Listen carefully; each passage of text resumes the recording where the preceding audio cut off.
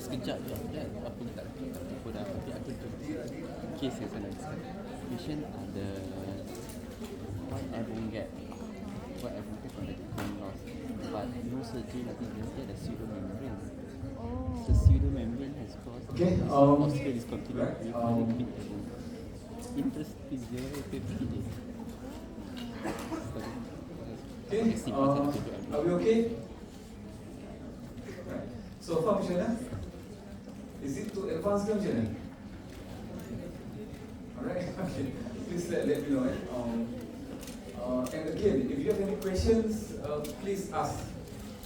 Jangan simpan because you need to clarify whatever that you have learned today. Alright. So the next topic should be PTA, the special issues. Sebenarnya I nak tambah sikit lagi on masking ni. That is okay. Maybe some of the candidates always ask me what is the masking dilemma, over masking. Right? Maybe I'll talk a little bit about that. Right?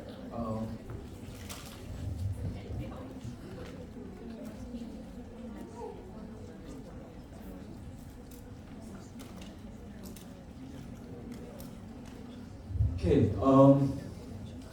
Alright. I think you can see now it is very important for audiologists to perform masking, whether it's air conduction or bone correction, because if we do not do the masking procedures, the algorithm can be invalid, or it can be wrong. It will lead to misdiagnosis, which is very bad. Right? So if you do not do air conduction masking, the actual threshold can be worse than that. If you fit hearing aids based on the unmasked threshold, it's actually very bad. Right? So whatever it is, masking procedures must be done according to the rules. Alright? Okay. Okay. However, you need to know some limitations of the masking. Limitation, which means that sometimes we do the masking, but we couldn't get the real thresholds. Alright? So, like for this example, under masking. Right? Under masking means that the masking noise that we deliver is not that much, because the ear that we choose to deliver the masking noise is actually quite bad, to the extent that you hit the maximum output. Okay, so that's under masking. Alright. Sorry, over masking first. Right. So over masking is more common. What does over masking means? Okay. For air conduction masking, you deliver the noise to one side. Betul? Katakan better ear, worse ear. This is the one that you want to know the better threshold. Sorry, the actual threshold. This is the better hearing, kan? Betul? So you will deliver the noise to the better ear to ensure that the cross hearing does not occur. You block this ear by giving noise. Right?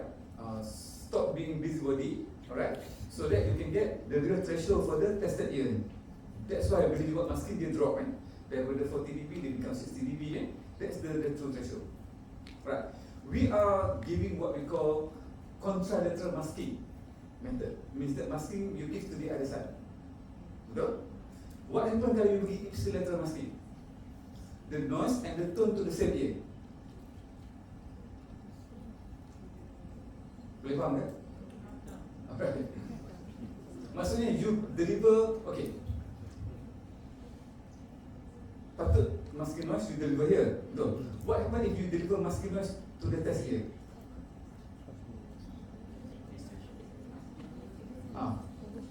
What happen? Boleh dapat tak plateau? Tak dapat. Because bila kita buat masking, you akan increase noise, increase the tone until you reach the plateau. Then you know where to stop. Okay, plateau has been achieved, I stop here. So during the masking procedure, you akan increase noise, increase the tone level, increase noise, increase the tone level. When you are talking about ipsilateral masking, sampai bila pun you tak jumpa the plateau, sebab you bagi noise and tone to the same ear. You bagi tone, bagi noise. Kan? Bila tone dengar, you naikkan noise. Noise dengar, tone tak dengar, you naikkan tone. Noise tak dengar, you naikkan lagi. Faham tak? Sampai bila pun you takkan jumpa plateau. Faham tak? Dia sebab you bagi order dia sebab tu tak boleh guna. You tak bagi ipsilateral masking so you takkan dapat play 2 pun. Faham So dia akan naik sampai tak jumpa play 2 sampai habis. Dah tak boleh naik dah. You buat kerja sia-sia kalau kita menggunakan ipsilateral masking. Kenapa saya cakap macam tu? Okay. Over masking maksudnya, alright, bila you deliver tone to the right side, this is the one that you want to get the true threshold kan? Then you deliver noise. You want to give enough noise to cover this ear so that you get the true threshold for the tested ear. Betul?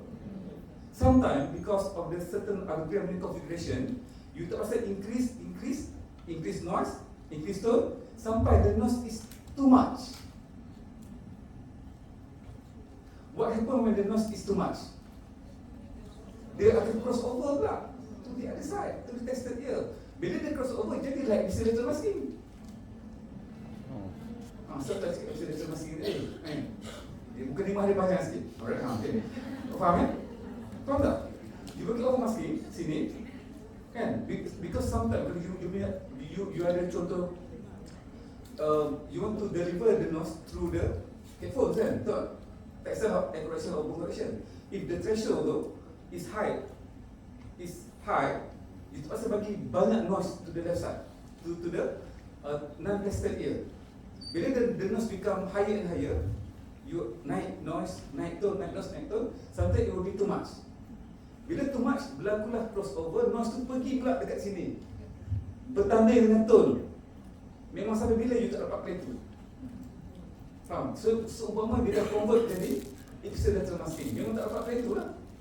Faham So in this case, when overmasking occurs, you will never get any play tu. So what can we do? Okay, standard at least kat UXM, kalau ada overmasking kita akan tanda dekat unmask tu, kita tak ambil sebab tak ada mask. There's no play tu, tak ada mask. Tapi bukan kata kita tak buat, kita buat tetapi tak dapat. So dekat unmask tu, unmask for that particular year kita letak asterisk overmasking. So you faham, okay, ada sini buat tapi tak dapat because of overmasking. Right? Then what happens kalau you tak dapat? Memang tak ada lah true threshold case. So which means that you cannot rely on audiogram to make the decision for the type of loss, for example, kalau it's actually bone connection yang you tak dapat. Alright? So you kena go for other test lah. Ataupun tengok kalau ada frekuensi, ada. I mean, there are some you are able to get mass threshold at other frequency. Maybe that particular frequency saja yang you tak dapat. So katakan semua frekuensi tak dapat overmasking, so this is where PTA is limited. So you tak boleh dapat any information from the PTA. Tak boleh. So that's why you have to rely on tympanometry, acoustic reflex, Weber test or whatever in order to decide on the diagnosis of hearing loss. Dia memang macam tu Overmasking is actually very common. Right? Okay. There's overmasking. So undermasking, sama macam saya cakap tadi, because of the noise is not enough and when you increase the hit the maximum limit. Masking dilemma. This is very famous. Masking dilemma. Ada gambar tak? Alright. Okay, ni contoh overmasking. Alright, contoh overmasking. So this means that, alright, by looking at this, okay, sepatutnya air connection pun kita kena buat for air connection masking kena buat but disregard that one. First tengok yang bone connection. Nampak ada asterisk tak banyak. Means that kita cuba nak buat masking tak dapat. Semua overmasking. Kita buat 10 masking procedure semua tak dapat. Left bone, right bone. Nampak? Semua overmasking. So this is why we kata, okay, in this case, the type of loss cannot be determined using PTA, so we need to rely on some other results from other tests, tympanometry, acoustic reflex, and so on. Right? Okay. Ada masking dilemma tak? Okay, ni pun buat masking dilemma. Okay. What is masking dilemma? Okay, masking dilemma means that you can predict overmasking by calculation before you even start your masking procedure. Faham Okay. Ambil contoh one frequency 250.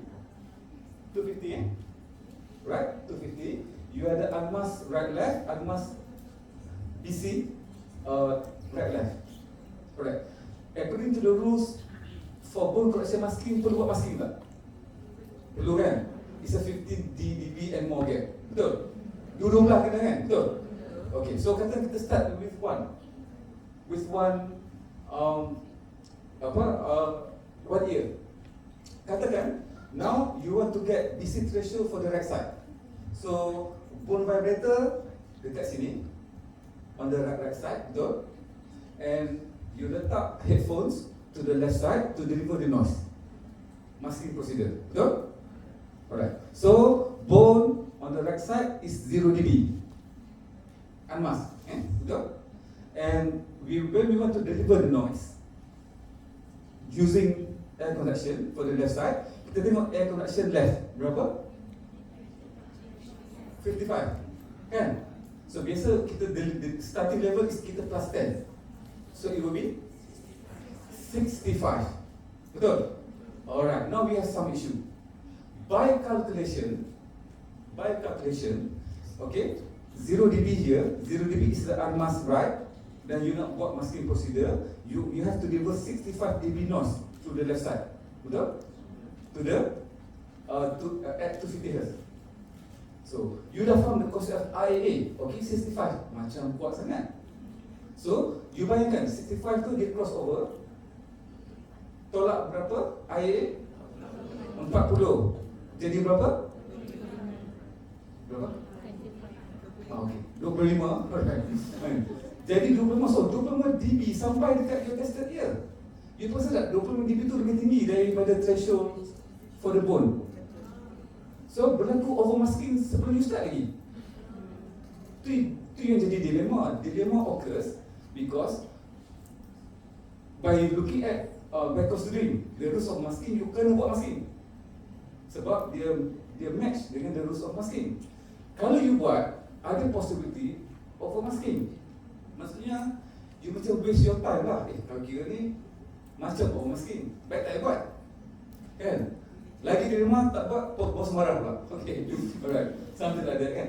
That's what by calculation, you tak start lagi, tak bagi body, kira-kira macam overmasking. Boleh faham kan? So this is where the dilemma occurs. So in this case, betul, bila kita buat tak dapat, because overmasking occurs in the first place. You start bagi 65 je, sini 0 dB, dia dah overmask. Tu yang dia tak jumpa play tu. Dia berakhir dengan there is no play tu. There's no true threshold and at all frequencies. That's the masking dilemma. Right? Overmasking, the possibility of overmasking occurs sebelum you even start what you punya masking procedure. Right? Boleh faham kan? The overmasking that I said to you earlier, it happens somewhere in the middle. Mula-mula belum nampak overmasking lagi. Faham kan? You start to do masking, 0 dB here, threshold, maybe masking noise 30 dB. There's no indication of overmasking. Sebab 30 is too soft, kan? But it happens in the middle. Oh, it's okay. In the middle berlaku overmasking sebab tu you tak dapat play tu. Itu overmasking yang bukan masking dilemma. Masking dilemma means that you belum start lagi, you kira-kira, kan? Dah berlaku overmasking. Baik tak boleh buat, kan? Kalau you all macam mana? Kalau you all dapat macam ni, you all buat ke tak buat? Okay. Masih bukan dilema je. Itu form tak buat. Itu bukan dilema tu. Okay. Macam mana? Memang you all tak buat kan? Kalau dia tak pukul 1 tu, I boleh maafkan lah, dia tak buat. Kalau pasien pukul 8 pagi takkan nak buat, biar betul. Macam mana? Ada tak yang kata kena buat? Walaupun ada possibility of overmasking, betul tak kita kena buat? Betul kena buat? Buat setengah jam membazir, kita tengok tak jadi apa? Macam mana? Okay, I always say to my student, there's no masking dilemma for you. You kira lah macam mana pun, you kena buat. Selagi I hidup, you kena buat. Alright. You kena faham satu benda je. I miss the slide earlier. The IAA, Internal Automation minimum adalah 40 dB. Minimum. Somebody bukan ada 80 dB. Okay, this question, katakan IAA dia 70 dB. Assume, berlaku tak cross hearing? Tak berlaku. So you bagi 65. Dia mungkin crossover semua kena serap kalau dia 70 dB IAA. IAA mungkin boleh dapat. So to my student, there is no masking dilemma. Okay, you buat dia. And I can see the pattern, at least among Kelantan this, actually dia punya IAA is actually large. Right, jarang sangat yang 40 dB, 70, 80. Right, so kalau you consider purely 40 dB, yes, it's going to be dilemma for you. But we do not know actually, IAA 40 dB ke 50 ke 70, 80, kita tak tahu. But the largest IAA can be around 80 or even 90. It depends on the style property, anatomical features of the patient. You tak tahu berapa IAA. So buat je lah. Buat je. Alright? Okay. Alright. Ada soalan ke? Ya, betul. Bilateral symmetrical big advocate. To the extent that the air conduction threshold is quite high. Bila you tambah 10, the luminous dia become very different with the bone from the other side. Dia kuat sangat. This actually typical to have masking dilemma ataupun over masking lah. Kalau you buat juga dan you tak dapat. Boleh faham Itu juga over masking. They become dilemma because by considering the rule you can buat, tapi by calculating berapa the nurse level yang that you want to deliver, it turn out to be overmask. So macam soal you rasa macam membazir masa untuk buat. So you dah kata mungkin berlaku overmasking. But again, we do not know. This actually related to the 40 dB IAA. Some patient may have higher than that. Banyak kes, dia ni actually kes yang memang tak dapat, tapi ada kes yang memang dapat. Alright, buat je, no dilemma. Alright? Okay. Okay, last one, sensor masking. Okay, sensor masking. Alright, for the name itself, sensor masking means that you can get some shift in the threshold, not because of the peripheral system, it's a central mechanism. Right, so I give example here.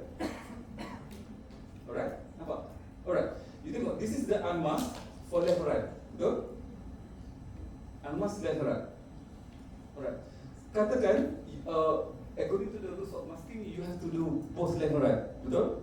Alright, katakan you start to do masking for the left side dulu. Boleh faham kan? Dia ada dua kan? But katakan you start with the left side.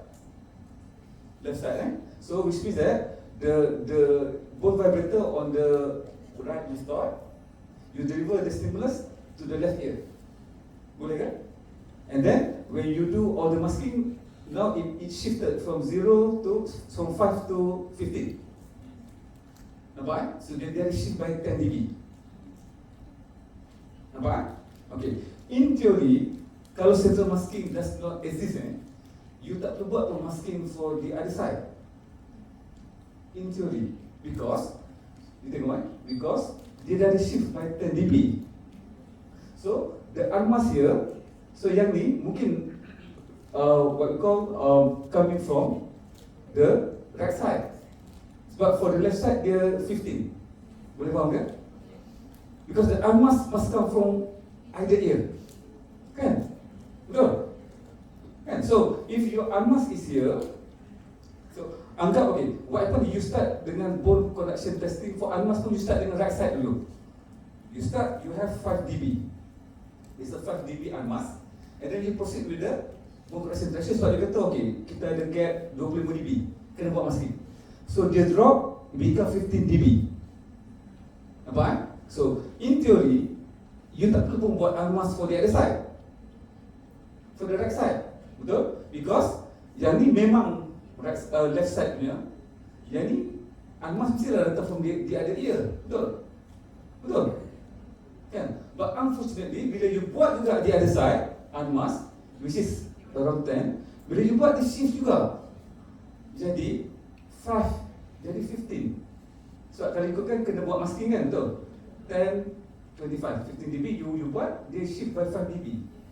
So the unmask ratio now, untuk left and right yang ni. So yang kat atas ni, sabu punya. Itu masalah. Kan? Betul? You tak nampak pening ke? Kan? Because ini right left punya, ini right punya, yang ni sabu punya. Kan? Dan dia jadi masalah.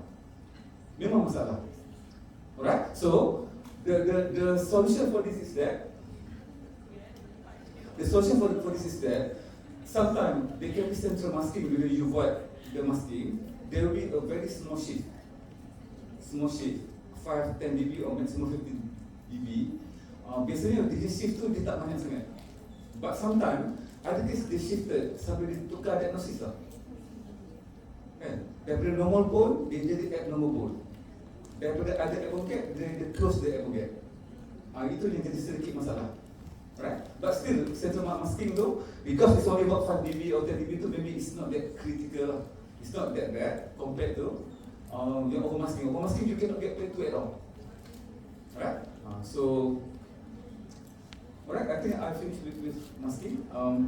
Any question? Kalau tak ada, lagi bagus kan? Okay, ada. Okay? Tak faham? Alright. Okay. Okay, I repeat sekali je. Alright. Okay, so you cannot explain why after doing the masking, post actually going down. Because unmasked BC must come from 1 year. Boleh faham tak? Sebab kita ada 2 telinga dia, only 2 years. Alright? So, unfortunately, when we do the masking, according to masking rule, unmask is here, mask is here, 50 dB for left and right. Now, 5 and 10 dB unmasking datang daripada mana?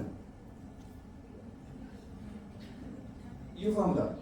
Because you know that when we have audiogram, we need to consider the mask air, mask DC in order to make that. Okay, that's fine. You can baca ini, tapi ini datang dari mana ni? Do we need to disregard that mask? There is another question. Sebab you nak tanya ini, this is the 2 mask threshold. Yang ni macam mana? Buat tak tahu? Alright. Kan? It must come from 1 year. Kan? Kan you all ada 3 telinga, ada kat belakang. Pegang belakang ada 1. Alright. Kan? Faham tak? So, to explain this is that, to explain this, alright. So, this shift is what we call, to me, it's actually a forced shift, but it is controlled by the brain, not because of, by the peripheral mechanism. We do masking to get the true threshold to know the status of the cochlea, whatever, the true threshold of whatever. But that shift is actually coming from the brain, the central mechanism. But if it's only 5 dB, perhaps it's not that bad. Perhaps it's not that bad. Right? The shift rate will be the Up to 50 dB. Yeah, but 90% of the cases will be only 5 dB. Because it's bone conduction, it should be same. Left, right, yes. Left, right, yes, correct. Because the skull vibration. Yeah. So it's not the same, but it's acting wide. Okay, no, central masking occurs when we apply the masking noise. When you say that we have almost the same, BC, you have normal hearing here, damaged cochlea here. This is 0 dB. This is supposed to be 60 dB. You will get 0 dB because RA is almost 0. Regardless, even you put here, you get 0 dB as well, right? But the central masking is something else. It means that there is a shift of the BC threshold from the unmasked here. For the unmasked minus 5 dB, it becomes 15 dB after you do the masking. But that shift is due to central mechanism. It has nothing to do what happened to the cochlea, what happened to the middle ear. Boleh faham ke? Alright. Actually, the good question is that, do we need to disregard or not the unmask? Itu soalan dia kan, which one that we should take? Itu patutnya soalan kan? Because kalau you ada macam ni, pening tau. So you ada, this can be considered only one result lah, dia dekat 5 dB. You ada unmask left, unmask right. Sorry, mask left, mask right, unmask left kan? So yang 5 dB ni datang dari mana? Okay, alright. Itu isu dia. Alright, okay. In fact, this actually has a bigger story. I just mentioned to you. Okay, you tengok alright. You tengok threshold dia 25 kan? For air. Betul? This is the original unmask, which is 5. Nampak tak ada air bongket for the unmask? Betul? Kalau you consider the left air and the unmask left, there is a 20 dB air bongket, right? And air conduction abnormal pun. Bila you buat masking, now it becomes 15 dB. Ada gap ke tak? You perasan tak diagnosis macam nak berubah? Daripada, the funny thing, daripada possible conductive loss jadi normal. Okay, kan? Ataupun sensory lah kan, walaupun bone dia kat sini tapi dia tak ada gap, because the drop is actually 10 dB. From the 20 dB air bone gap, now dia jadi 10 dB air bone gap. Kita nak pilih yang mana satu? Kalau dia cuma 5 dB tak apa, it's actually 10 dB. Like for this one, alright, this one pun sama, daripada 15 dB air bone gap jadi 10 dB air bone gap. Boleh nampak kan? Kan? I always say to you that read the mask threshold. That is the kind of practice lah. You ada unmask dengan mask, takkan you nak baca yang unmask? Kan nampak tak bijak tu? Kan? Betul? Kan? Kan? You ada mask unmask, you baca lah yang mask. Kan? Tapi dalam kes ni you nak baca yang mana satu? Mask ke unmask? Okay, tadi you baca unmask, jadi kita betul disregard yang ni. Betul? Disregard lah kalau nak move on. Kan? Tutup chapter kan? Alright. You orang nampak obsessed sangat. Alright, so alright kan? Kan? But, okay, sebelum you buat keputusan yang akan mengubah you punya hidup, alright. Okay. Before, kalau you consider unmask, it's going to be conductive. Kalau you consider mask, it's going to be sensorineural. Kan? I bagi satu benda je. This PTA, this patient tympanometry type B.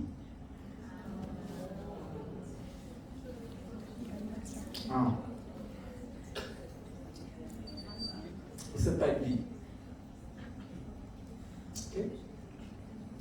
So ni memang complicated lah. Memang complicated because you will read the mask BC that is fine. Tapi remember I said to you earlier, the central masking is the shift because of central mechanism. It has nothing to do what happened to the cochlea, what happened to the middle ear. Tak ada apa-apa pun. So to me, I should panggil as a force shift. That means masa kalau sampai 10 dB drop, I tengok unmask. In fact, it matched well with my tympanometry. Itu satu. Nombor dua, this unmask must come from either ear. It's a true testing. Kan? Kita tak ada disregard macam tu je. Faham tak? So that's why I put them under satu issue, masking problem. Alright? Alright, if we want to conclude, if it's only around 5 dB shift, boleh. Tapi kalau sampai 10 dB, 15 dB tu, kita kena tengok sama ada kita nak percaya mask BC ataupun unmask BC. Of course, we need to compare with other tests as well. Right? Most of the time, the central masking doesn't cause you lots of problem lah. But at least you can explain, oh kenapa jadi begini? Oh, central masking. Ataupun yang paling senang, kita ada 3 telinga. Selesai masalah. Okay? Something like that. Boleh kan? Boleh? Prof. Rafidah dari UK yang boleh sampai, dia nak take over the session. Thank you. So, okay ke? Right? Tak apa. I have my email, you just email me. I will surely read your email. Cuma tak tahu bila nak balas. Okay. Okay.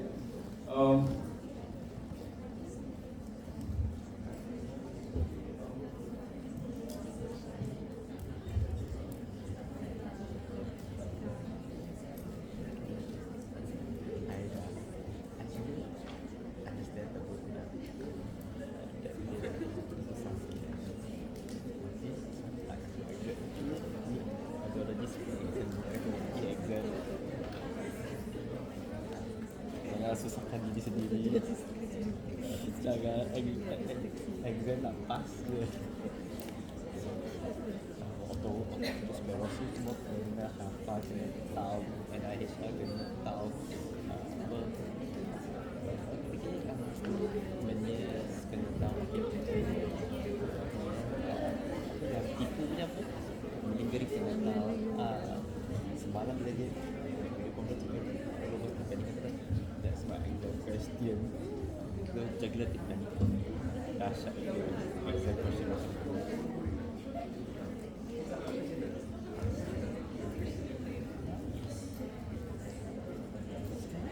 Econometry dah.